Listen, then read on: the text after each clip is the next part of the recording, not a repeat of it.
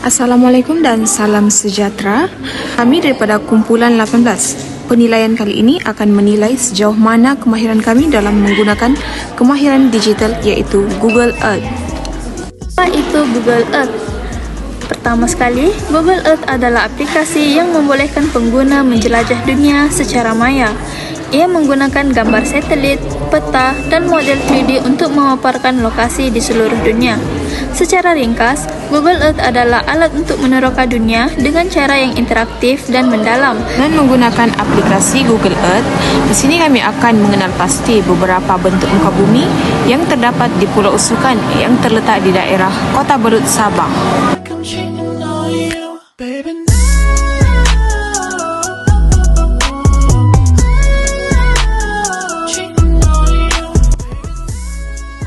Pertama sekali, kami menandai kawasan yang dikaji yaitu Pulau Usukan.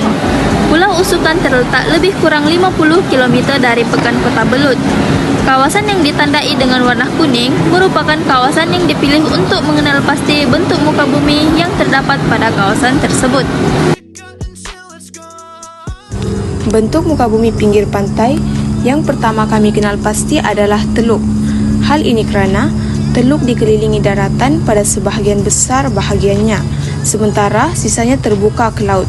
Selain itu, teluk juga boleh dikenal pasti dengan bentuk fizikalnya, yaitu berbentuk U dan V atau melengkung, tergantung pada faktor geomorfologi dan proses pembentukan. Video yang dipaparkan dan yang ditandai dengan warna jingga ini merupakan kawasan teluk pada tahun 2024. di mana bentuk U pada teluk sangat ketara disebabkan oleh hakisan yang dibawa oleh ombak berbanding dengan tahun 2013 seperti dalam gambar tersebut. Bentuk muka bumi yang kedua dan yang sangat ketara adalah pulau, yaitu yang ditandai dengan warna biru merupakan Pulau Pandan-Pandan. Kenapa kami mengkategorikannya sebagai pulau? Kerana terdapat bentuk muka bumi yang memiliki garis pantai yang dapat disamakan dengan pantai berpasir dan pantai berbatu.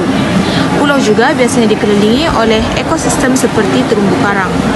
Pulau Pandan-Pandan ini juga dapat dikategorikan sebagai pulau kecil. Seperti yang kita dapat lihat, ini merupakan gambar Pulau Pandan-Pandan pada tahun 2024. Dan ini pula merupakan gambar daripada Google Earth pada tahun 2013, di mana pulau kelihatan lebih dekat berbanding pada tahun 2024. Ini mungkin disebabkan oleh hakisan ombak yang berlaku di pinggir pantai.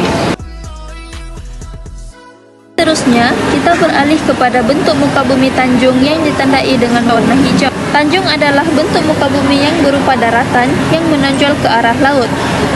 Di sini, pada tahun 2024, tanjung kelihatan masih menunjukkan kesinambungan pada tahun sebelumnya, yang mana terdapat perbezaan kecil pada saiz ataupun bentuk tanjung akibat daripada perubahan semula jadi. Manakala, pada tahun 2013 pula, kita boleh lihat bahagian daratan yang menjulur ke laut terlihat jelas seperti tanjung-tanjung kecil. Perkara ini terjadi akibat proses hakisan dan sedimentasi yang tidak merata di garisan pantai.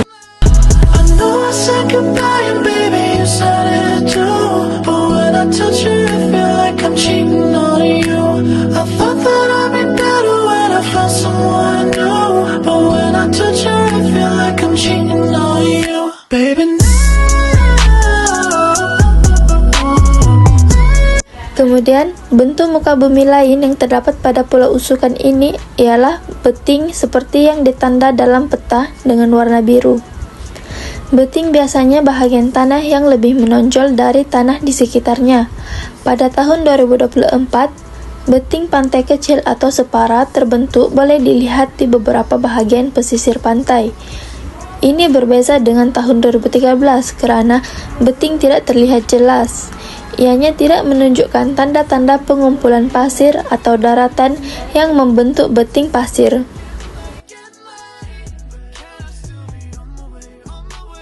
Selain itu, lagun juga merupakan bentuk muka bumi yang terdapat pada pantai tersebut. Lagun adalah bentuk muka bumi yang terpisah dari laut disebabkan oleh barisan pasir, karang, dan juga benting.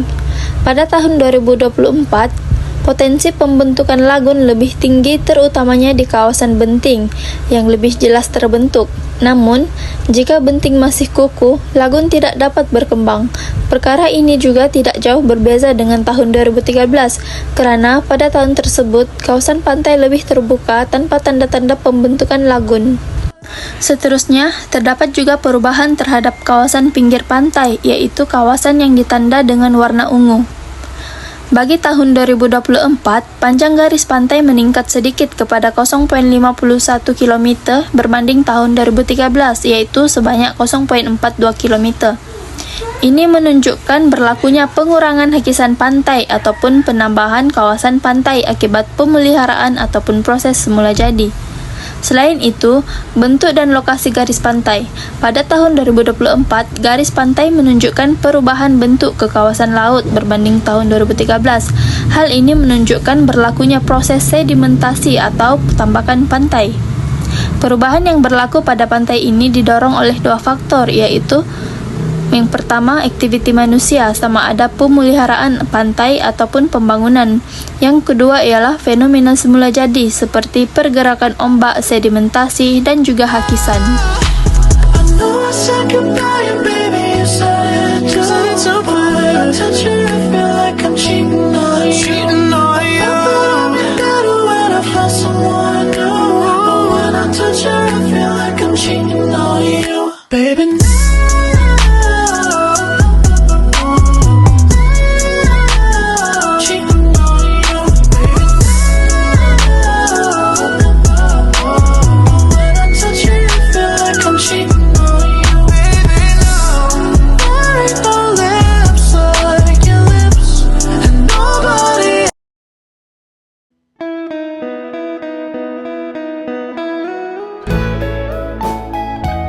Okay, Assalamualaikum warahmatullahi wabarakatuh. Perkenalkan, saya Darmawan Syah bin Badawi, nomor matriks BA 221688 daripada kos sejarah. Hai, saya Nurul Atira binti Samayadi, nomor matrik BA 2311045 dari program sejarah.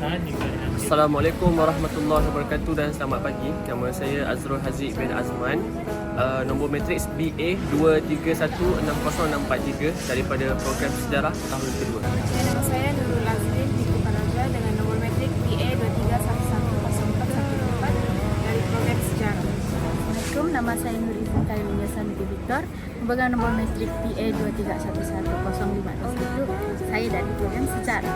Assalamualaikum, nama saya Nurul Farah Fatini bin Muhammad Syamri, memegang nama matrix BA 23110505. Saya dari program sejarah. Halo, Assalamualaikum warahmatullahi wabarakatuh dan salam sejahtera.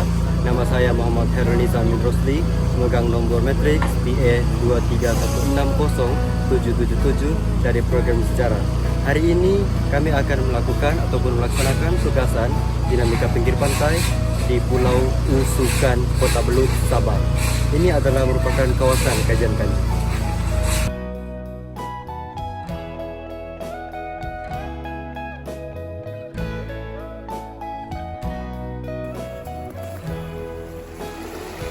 Sekarang kami berada di sebuah kawasan pantai berpasir, which is yang kita boleh saksikan sekarang ini. Dia ada satu kawasan pantai yang dikelilingi oleh daratan berpasir, tetapi ada beberapa bentuk muka bumi yang kita kenal pasti di kawasan ini. Salah satunya adalah penonton boleh saksikan di sebelah sana kita ada bentuk muka bumi teluk, iaitu satu kawasan ataupun seperti saya katakan, teluk ini terbentuk daripada proses semula jadi yang terjadi akibat daripada hakisan pesisir pantai yang melibatkan pemendapan dan pergerakan kerak bumi. Salah satu faktor berlakunya pembentukan teluk ini adalah daripada gelombang laut, angin dan arus air secara berterusan yang menghakis kawasan pesisir pantai, terutama bahagian yang lebih lembut atau rapuh seperti batu kapur, pasir, dan kawasan yang terhakis ini akan membentuk satu ceruk yang dikenali sebagai teluk.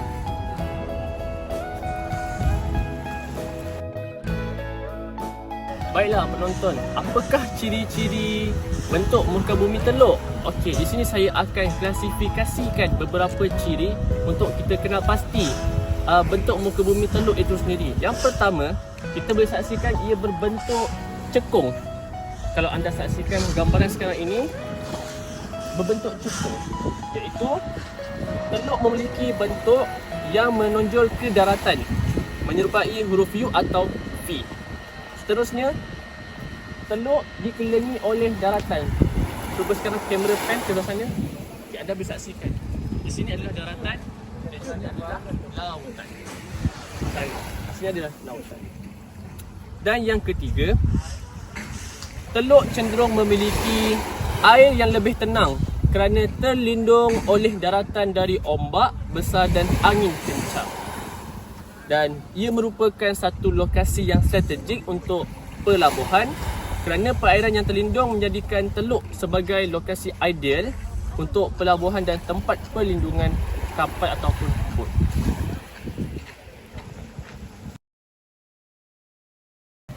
Okey, baiklah. Seterusnya kami berada di kawasan Tanjung. Di mana Tanjung ni kita dapat tahu dia apabila dia berada di bahagian bersebelahan dengan bahagian teluk. Batuannya agak keras dan dia agak sukar untuk terhapus. Kita boleh lihat ciri-ciri batuannya.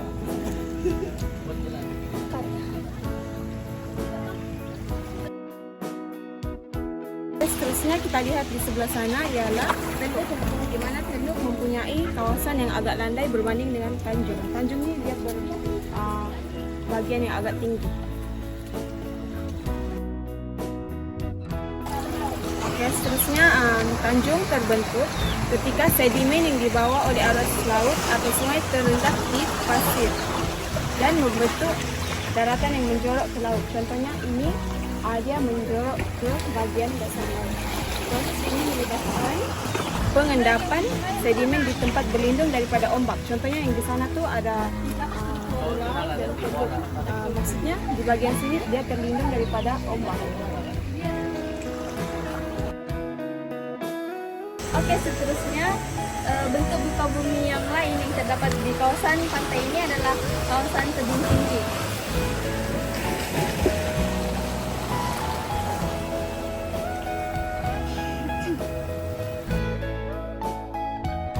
Okey, tebing tinggi ini merupakan kawasan daratan yang menghadap laut dan yang mempunyai cerun yang curam. Tebing tinggi ini dia terdiri daripada batuan yang keras dan tahan hakisan seperti batu granit dan juga batu sedimen. Ia lebih tahan lasak, tahan hakisan berbanding dengan batuan yang lain.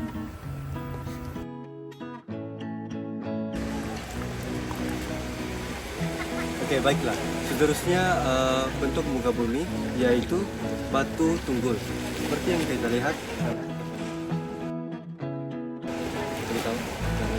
Okey. Batu tunggul ini disebut sebagai batu tunggul laut. Dia berlaku daripada hasil hakisan dan juga hulu hawa yang berlaku di pesisir pantai. Dan daripada itu dia juga berlaku disebabkan oleh ombak, angin, dan air laut. Batu tunggul ini terjadi berikut beberapa proses. Yang pertama, pembentukan tebing tinggi, pembentukan gua laut, terbentuknya gerbang laut, runtuhan gerbang laut, dan batu sisa. Ada beberapa faktor yang mempengaruhi bagi terjadinya batu tunggul. Pertama, jenis batuan. Batuan keras seperti granit lambat dihabis berbanding batuan lembut seperti batu kapur. Itu yang menyebabkan dia batu tunggul. Yang kedua, kekuatan ombak. Ombak yang mempercepatkan hakisan. Jadi batu pun makin lama makin kecil gara-gara hakisan. Dan seterusnya, keadaan cuaca. Hujan dan angin juga memainkan peranan penting dalam hulu hawa batuan. Kami dari kumpulan 18 telah menyelesaikan kajian lapangan dinamiki. Kami dari kumpulan 18 telah menyelesaikan kajian lapangan dinamika pinggir pantai. Yeay! Bye-bye, Dr. Adi. I love you.